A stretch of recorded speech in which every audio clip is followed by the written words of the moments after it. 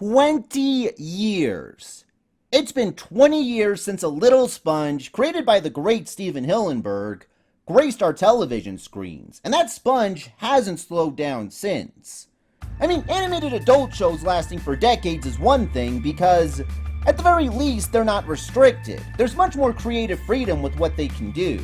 Animated kid shows, on the other hand, have much stricter requirements and usually end after a few seasons, with Arthur being the only current airing animated kid show that's been around longer than SpongeBob. And SpongeBob has made more episodes than Arthur at this point. Not to mention, most people only recently found out Arthur is still airing, whereas SpongeBob is one of those rare shows that has not only remained popular even when it hit its seasonal rots, but almost completely returned to form. So let's see if this episode gives the show the justice it deserves. But speaking of shows that are 20 years old now, I recently did a video on what I think are the worst episodes from each season of Ed, Edd, and Eddy. And naturally I was asked to make a best episodes from each season video. Only problem is, I've already talked about the episodes I put on that list, and I have nothing to add that would justify making a full-length video like that. But luckily, thanks to Amino Apps reaching out to me about partnering on their new stories feature, I recently did make a video like that. A brief story where I summed up my favorite elements from each episode in a brief, entertaining format. And if you guys are interested in seeing it along with future stories on some of my favorite shows and even animated characters, then click the link in the description or search for Amino Apps to download Amino. Find my stories by searching Jem Reviews, and make sure to follow me and click the bell to know when I'm posting new videos, just like YouTube. So if you like my videos, this is a simple, free way to keep me creating. Now, let's start the video. So the episode is about the majority of the Bikini Bottomites throwing SpongeBob a surprise party, and Patrick taking SpongeBob on a tour so they can set it up. And what kind of tour? Well, a tour of the surface world. And while we've gotten snippets of that before, like in the SpongeBob movies, those portrayals are pretty mild compared to how it's portrayed in this episode, because it's much more similar to the show's universe. And the episode goes full speed ahead, showing us multiple live-action characters that act similar, yet still not exactly like the Bikini Bottomites. So it allows us to see some hilarious reactions from the characters, and it's kind of like a deeper exploration into the show's universe for the audience, all while feeling fresh. Whereas in the B-plots, there's so many familiar guests that you're sure to be reminded of countless episodes you like. And because there's so many, it adds some rewatch value to these scenes so you can at least see what references you missed the first time around. Also, the supporting cast is used pretty effectively. Plankton, for example, has some of the funniest scenes from the beginning, and Patrick, they make back-to-back jokes summing up how stupid and smart he's been throughout the series. And everyone is given their own moments to shine, and no one feels thrown in solely to force in references. You'll make a great mermaid man. There's only one thing I want to make. In fact, very few moments from this episode feel wasteful. There are moments during the tour that easily could have slowed the episode down, but they're saved because the live-action characters are so over the top.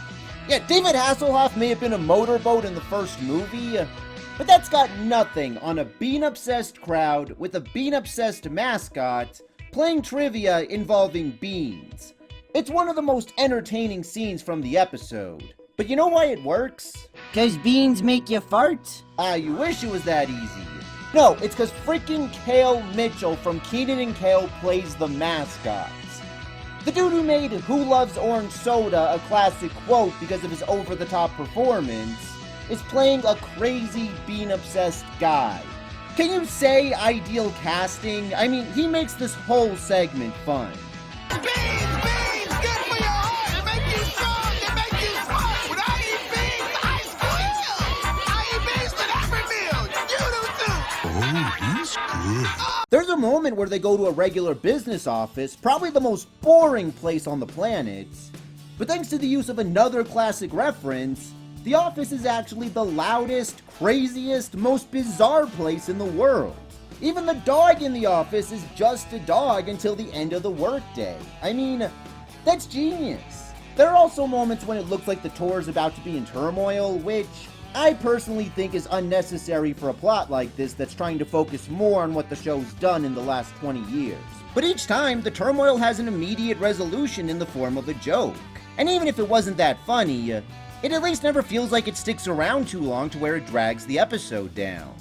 I admit though, it does have some of its inconsistent moments. At first, people seem pretty unfazed by the characters, even when Patrick makes it clear to everyone that he can talk. So at first, I thought since this was a tour, they're probably used to these fishes and are aware of their intelligence.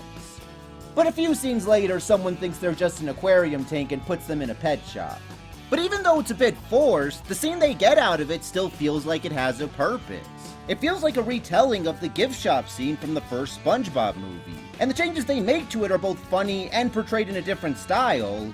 Yet, I'm still reminded of Shell City watching this, but not in a way that's distracting. And of all the complaints I could give this episode, they'd mostly go to things like that. Some inconsistencies that really don't take much away from the episode, and some jokes that just don't land. And those are still few and far between.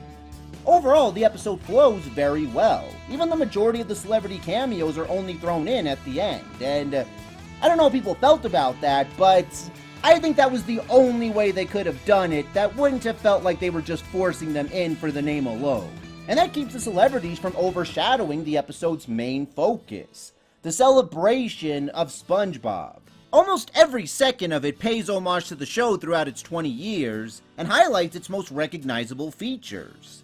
And no matter how they throw them in, each reference is a joy to see. Even some of the references that reminded me of some episodes I didn't enjoy, I still enjoy because they're worked in ways that are fitting to the episode. Absolutely no bad language. No balloons. No drowning, no molting, no trespassing, no peeking. So when it finally came time for the scene we were all waiting for, when the voice actors appear in the flesh for the first time, I was really curious how that was gonna play out, especially since everything before this had been handled pretty decently. And in a way, this scene isn't handled that much differently. Most of the lines are just quotes from past episodes. But this was my favorite scene from the whole special. It's already surreal enough seeing this, but it works very well because the actors feel like they were given free range to act however they wanted with the lines written for them. And that freedom, in a way, it captures some humanity with these voices. And the way it's portrayed, you can kind of see how close some of these characters are to actual people. It makes the characters overall feel much more relatable, even if it is only a slight amount. And best of all, it's still very funny.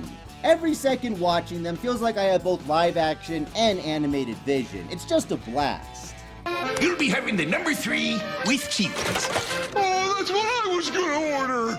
I'll have the number cheese with cheese. Don't you have somewhere else to be a nitwit? Not until 4. And despite all the great scenes they had before this, they still saved their best stuff for the most important parts.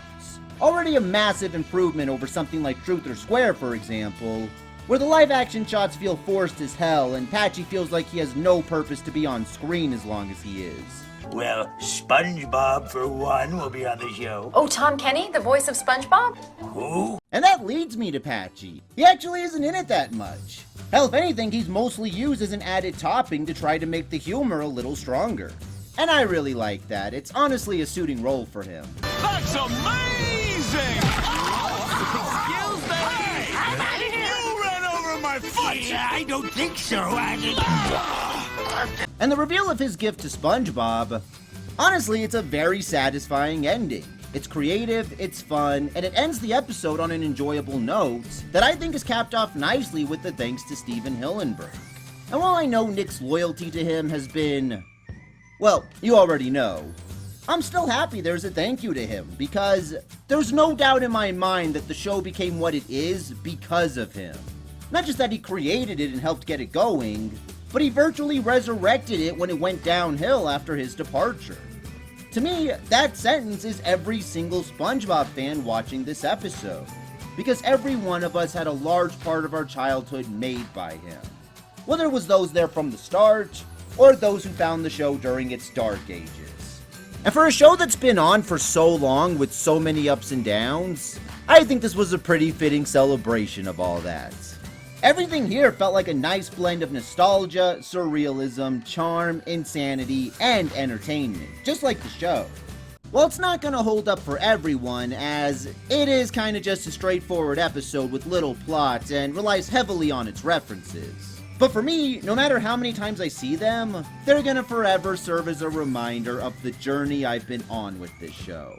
Overall, this is a celebration that, in my opinion, is gonna stand on its own as one of the most memorable and thoroughly enjoyable episodes of the show. Happy belated birthday, SpongeBob. Congrats on running for 20 years. And thank you, Mr. Hillenburg, for all the memories. For creating one of our industry's most memorable shows and some of its most memorable characters, I am happy to present a SIFA Hollywood's Winsor McKay Award to my buddy, one of the greatest, nicest human beings, senseis, teachers, artists that it has ever been anyone's pleasure to work with, Steven Hillenburg.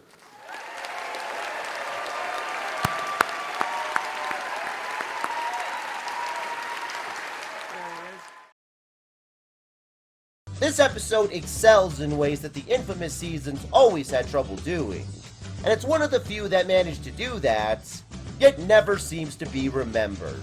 But it not being all that funny isn't an issue at all. This whole episode's point is to show how much Gary means to SpongeBob, and how Gary is more to SpongeBob than just his pet.